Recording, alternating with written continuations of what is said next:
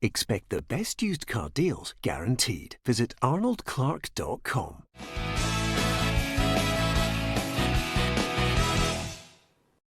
Welcome to Peter and Ruffy's Football Show, sponsored by Arnold Clarke. I'm Peter Martin, absolutely delighted to have your company on our show tonight. And in the studio to discuss all things Scotland, Alan Ruff, the former Scotland international, and Hugh MacDonald of the Daily Mail. Hopefully you've come out from behind the couch and we can look at the headlines.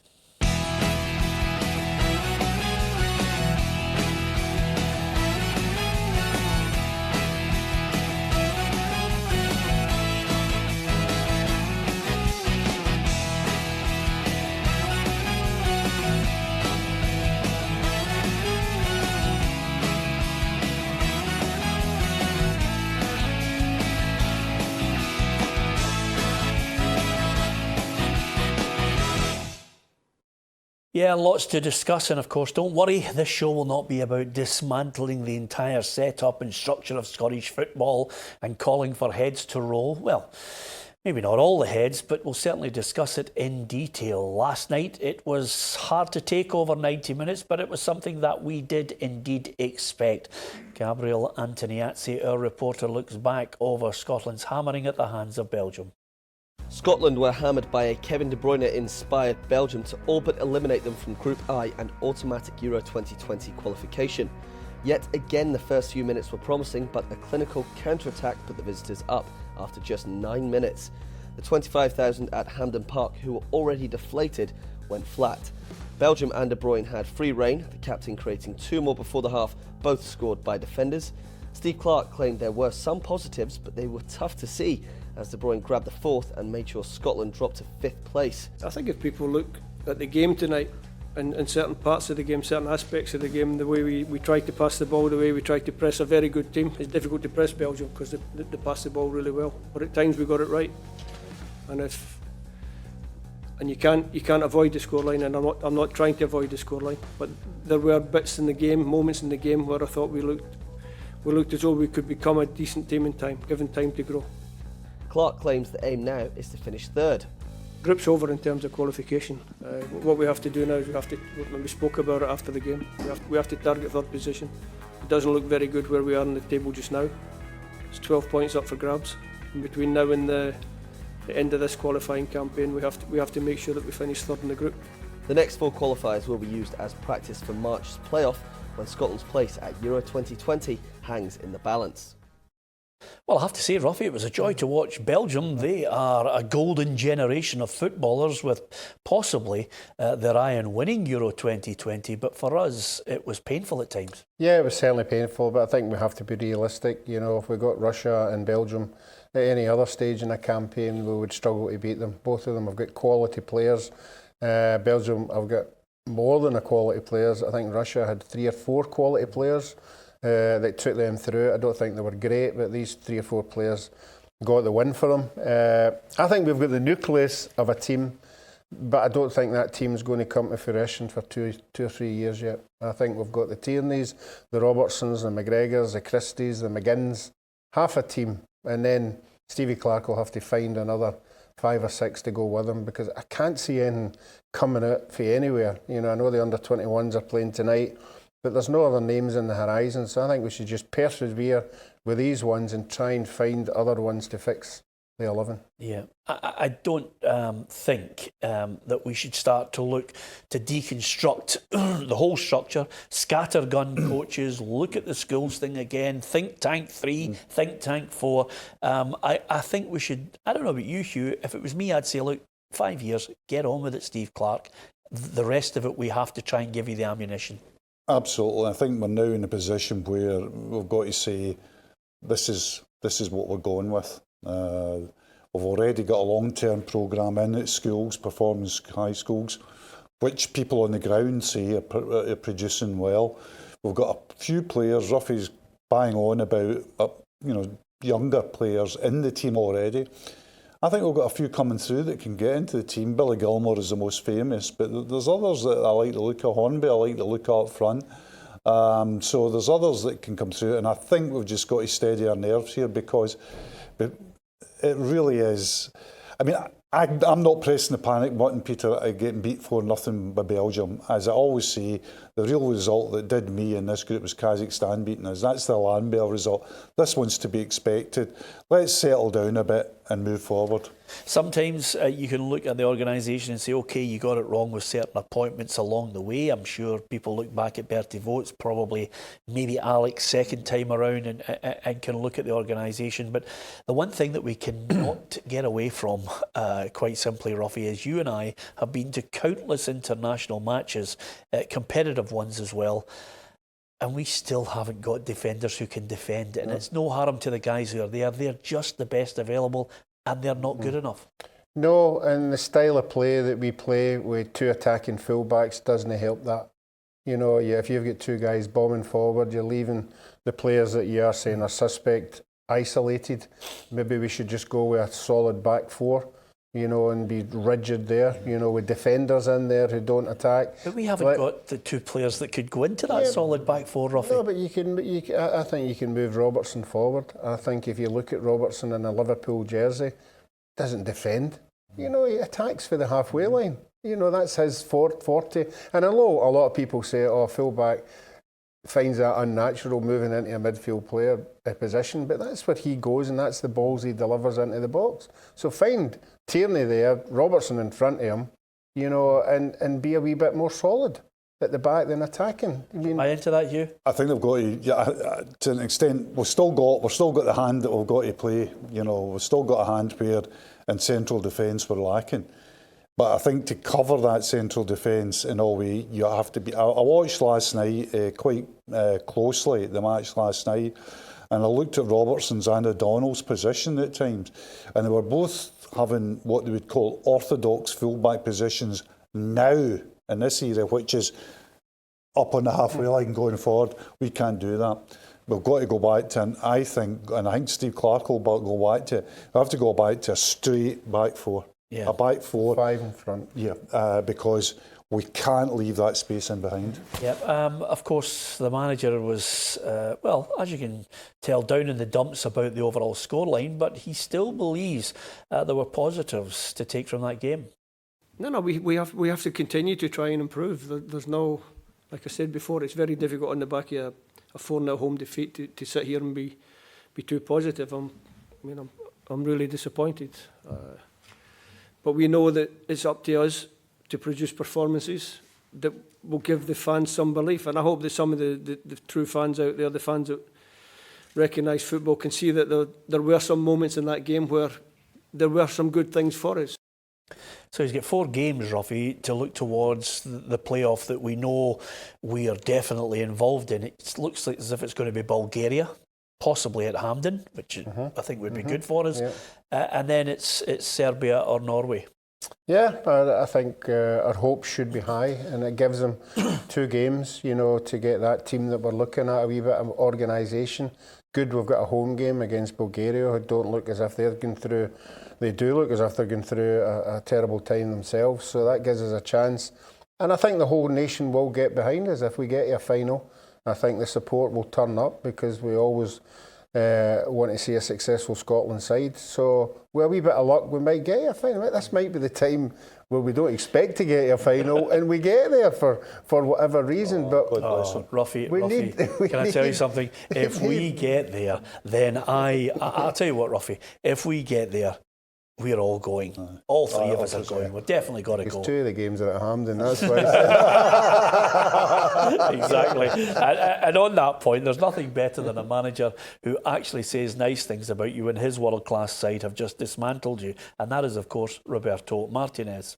Absolutely. And I know it's frustrating. I'm half Scottish, everyone. I know how passionate we are. International football is about having a long-term plan. And probably the plan will be qualifying for not the next tournament, but probably the next, or if not the next. And this group of players have got the talent, they got the desire to play for Scotland. You can see it. They starting to develop into a team that is very clear what they're trying to do. I think Steve Clarke is working miracles with a group of players that he's only see them 3-4 days to work tactically in the manner that they change in the last 3-4 months. Is very clear to see that there are positive signs. Yeah, he's mentioned that he's half Scottish. Obviously, his wife is part of that Scottish clan, but nevertheless, what a joy it must be for Roberto Martinez to watch Kevin De Bruyne, because the other point I'm going to make, and it's not trying to look for a positive from Scotland on it, Hugh, but Belgium will dismantle a lot of sides across Europe. They are wonderful, and he is world class. Absolutely. De Bruyne was just, that cliche masterclass. I actually thought the three central defenders they had last night were brilliant as well. Never gave any delivery into the box, and Scotland can put really good delivery in. I mean, the first goal, everybody talks about the breakaway, but the first goal was because one of the centre-halves won a ball in their own area. Yeah. And see when you look at that Belgian team, the two Hazards, Thorgan and Eden, weren't playing yesterday, and Axel Witsel, who's the real hub of the team, was injured as well. I mean, it wasn't a second, but it was about 1.5 what they can be, Yeah, painful, that group, as you see it, Ruffy, because quite simply we are in a position now where we're fifth. I mentioned that Tielemans had said, we're similar to San Marino. Boy, we're starting to show the symptoms, aren't we? Yeah, I touched on it yesterday. If the results went against us, that's where we would end up, and lo and behold, that's why we're there. That's why Stevie Clarke insists we have to get third. If we drop into pot 4, it's going to make it even more difficult to qualify for tournaments. That's why he's emphasising that we need to be in that third place. Yeah, just before we move on though, Hugh, I must get your thoughts. So, and I'm not knocking Chris Boyd. This is it's his opinion. He thinks, the grassroots football's a middle class sport. It's very expensive to actually, go and play organised football, whether it be 5-a-sides, 11-a-sides on an AstroTurf pitch, you name it. It's a heavy cost for people. I'm not buying into that. I'm sorry. In this game, we've got 5 million. We've got a smaller pot of a pool to call on now. But I'm not looking for the excuses of it's too expensive. I think people have to work at their skills of the pot that we have available. And people want to have to play, and people have to mean nowadays there's such a choice in what leisure activities, including the couch potato stuff, but there's also, for kids who are active, there's a huge choice now of sports they can choose, and football's got to fight its way to maintain that.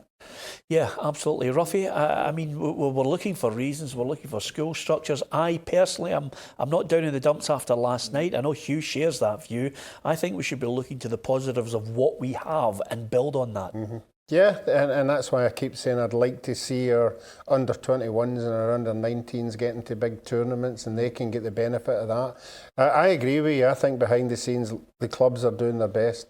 I'm only talking about Partick Thistle. We have an academy there for under-12s right through to under-18, and the coaches who give up their time to go and teach these kids are putting 100% into everything they do. Yeah, I'd like to see them work more on the skills, the technical ability, Hugh, and then I'd like to see a structure which allows a pathway for Scottish players to actually get a game in a team. In a bigger league. I think our league strangles them because we start off in the Premiership quite simply looking to try and avoid relegation for 75-80% of the teams? Yeah, even more perhaps. You're right, because every team's got a huge thing. Even if they're not trying to escape out of relegation, they're trying to get into the top 6, or they're trying to get that Europe place, or they're trying to win the league. I mean, there's never a team that's in the middle, nothing really to play for. That's a good thing in many ways, but it's also a bad thing when it's about growth of players. Yeah, okay. We will gladly be looking at so many of your thoughts on the Scotland performance against Belgium, the overall picture for Scotland. Is it doom and gloom? Are we in the gutter with this one, or is there room for optimism? Give us your thoughts on our YouTube channel, and of course don't forget on Facebook Live as well. We will be reflecting on the great man. 34 years ago this very day we lost the great Jock Stein at Ninian Park in Cardiff in a game between Wales and Scotland. We'll talk about Jock Stein after we give you this week's quiz.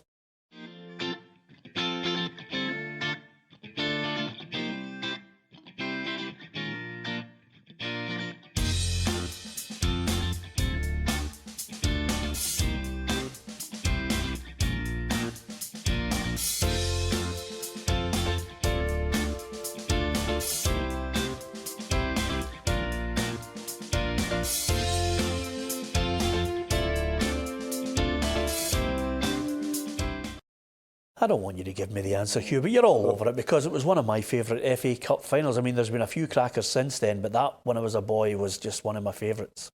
Yeah, it was a great thing. It used to be the great thing as well, but I'll not give clues, but the great thing, if you were at the Scottish Cup final and you left the game, if there was extra time in the English Cup final, you could watch it in Aikenhead Road and the shops down there.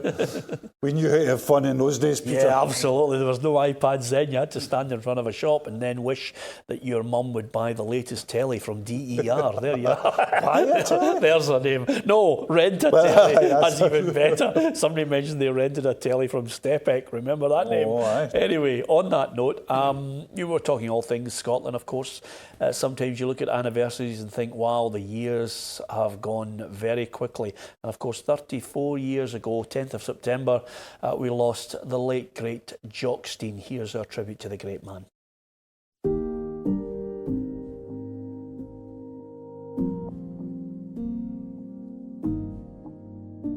It was a golden age, and he'll long be associated with that golden age. He was a trailblazer, and Sir Alex copied him.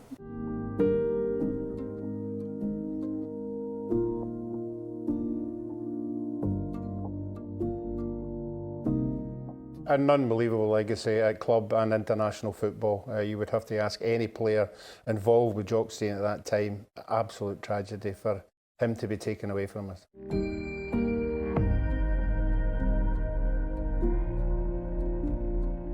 A legend. I know it's treated lightly, but as managers go, he had the respect, more respect than any manager that I knew.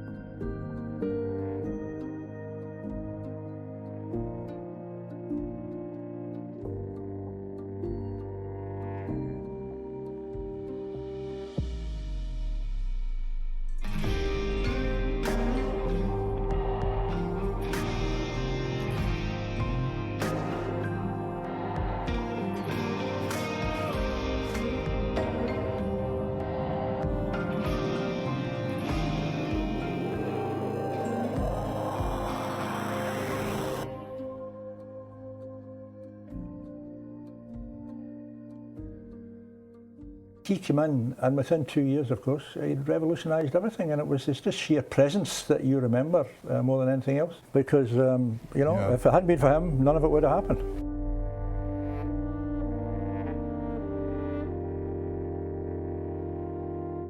Hugh MacDonald, one of my favourite statements from Stein was he never asked a player to do something that he wasn't capable of doing, and I think that was one of his key qualities.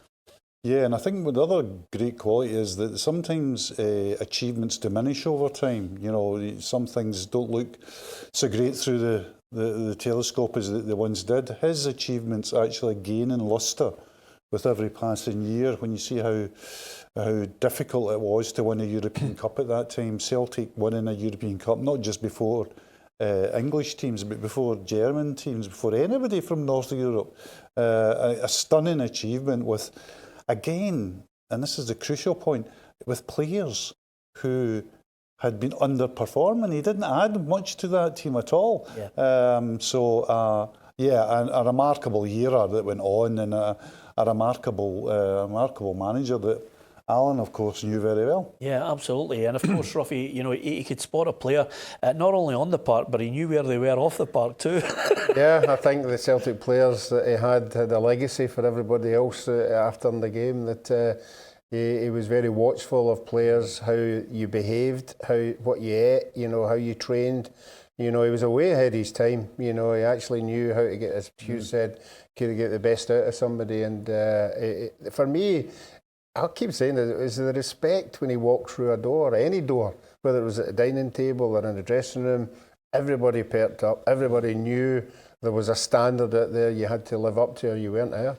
Yep, gone but almost certainly not forgotten. Well, hopefully you've enjoyed the programme. If you have indeed enjoyed it, share it, pass it on, subscribe to our YouTube channel. We're on Facebook as well. You can see right across all the social media outlets. You can join the football family, and you'll have on the app all the news breaking across the globe and all the video content to keep you happy and get your fix of not only Scottish football but English, European and world football. Thanks to Alan Ruff, and of course on this Tuesday as ever, Hugh MacDonald of the Daily Mail for joining us in the programme. For myself, Peter Martin, thanks for watching.